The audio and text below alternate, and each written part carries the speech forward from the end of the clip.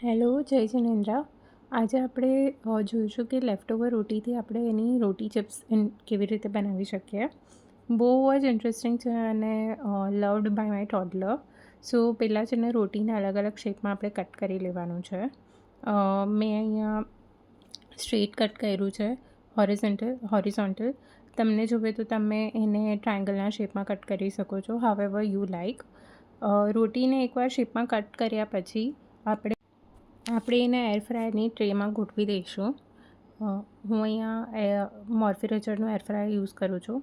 તો એર ફ્રાયરની ટ્રેમાં ગોઠવ્યા પછી 180°C પર 12 મિનિટ્સ માટે એને એર ફ્રાય થવા મૂકી દઈશું. હવે મેં એર ફ્રાય કર્યું છે, તમે એને તળી પણ શકો છો.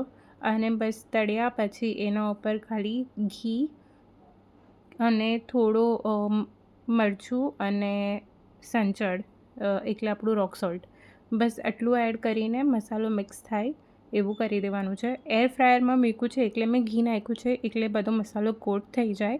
પણ અગર તમે તળો છો તો તમારે ઘી નાખવાની જરૂર નથી. તમે ડિરેક્ટલી મરચું અને સંચળ નાખીને એને હલાવી દો, give it a good shake, અને બસ તમારી ચિપ્સ રેડી છે, લેફ્ટ ઓવર રોટીની ઇન્ટરેસ્ટિંગ ચિપ્સ.